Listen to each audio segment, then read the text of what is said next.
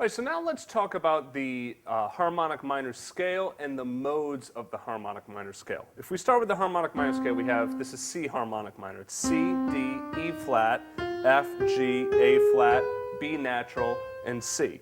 Now basically the difference between the harmonic minor scale and the natural minor scale is in the natural minor scale we have a flatted seventh.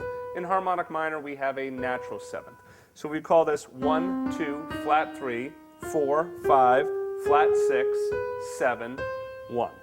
Right, so if we were to do it on another key, let's say F, we'd start with our F major scale, right? 1, 2, flat 3, 4, 5, flat 6, natural 7, and 1. Now before I go on, if you go up to the 5th scale degree and you start the harmonic minor scale on that note, you get what's called the HP5 scale. Harmonic minor scale, perfect fifth away. All right? That scale works great over dominant seventh chord, like a G7, or you can even just use a chord shell, or even just octaves. Gives it a very Middle Eastern flavor to it. So it's a nice scale to use. You wouldn't use it all of the time, but it's a nice effect scale. All right. Now, let's go through the diatonic chords. If we build chords on each of the notes of the scale, we get C minor, major 7, or 1 minor, major 7. I'll talk about that chord nomenclature in a second, the minor, major 7, okay? Then we have D minor 7, flat 5, 2 minor 7, flat 5, flat 3, major 7, sharp 5, 4, minor 7, okay?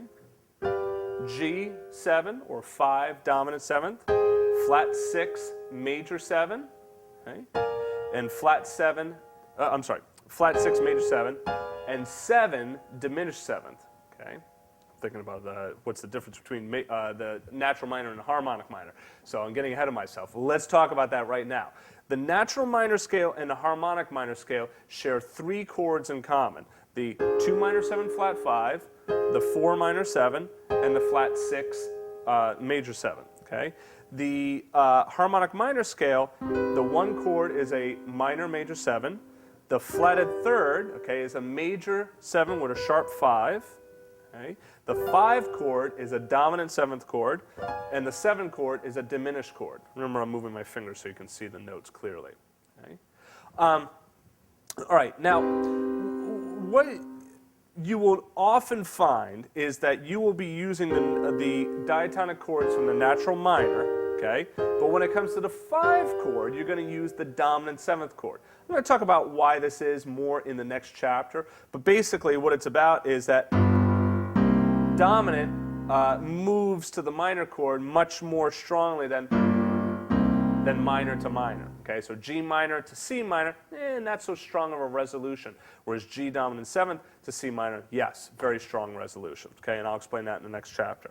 And then of course the 7 diminished. Right, so you have the 4 different chords for harmonic minor are 1 minor major 7, flat 3 major 7 sharp 5, 5 dominant 7th, and 7 diminished. Okay? Now, like I said, the chords you would normally use when dealing with minor is the chords from the natural minor, but you bring in that 5 chord, that 5 dominant 7th chord. So really, what you're doing is it's kind of a hybrid. You're kind of mixing and mingling between the 2 minor diatonic chords, between the 2 minor diatonic series, so the harmonic minor and a natural minor as well. Okay? Now, let's talk about melodic minor. Melodic minor is just a major scale with a flatted third. That is the ascending version, and in the descending version is exactly the same thing as the natural minor scale. So really, when we're talking about melodic minor, the part of the scale that we really have to know is the ascending. So it's when it's going up, it is these notes, and when it goes down, it's those notes. Okay? The reason that the scale came about is, once again, trying to get that leading tone leading into the root or into the tonic. And then coming down, you don't want to go back to that leading tone because it has such a strong push, right, back to the tonic. So instead, you go down to the flatted 7th. And what you'll notice is that with the melodic minor, you're able to get a little bit it's not as strong of a sound as that harmonic minor. Listen to when I'm playing melodic.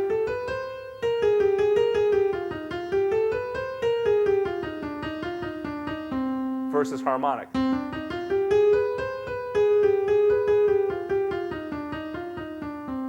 Okay?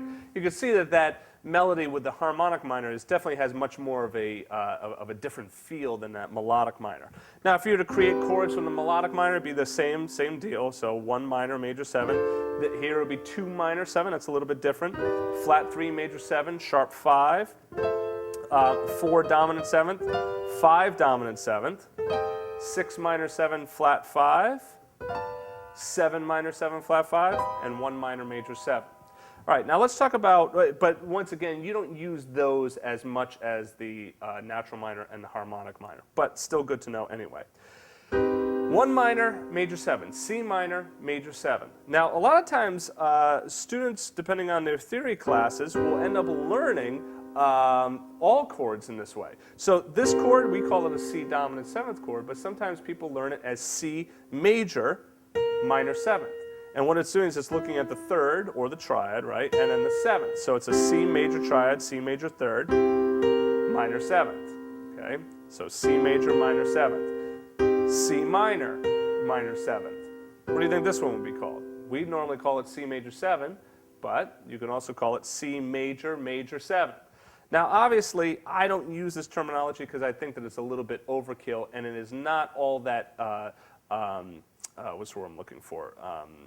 It's not the fastest way of being able to describe these chord qualities, especially on a gig, all right?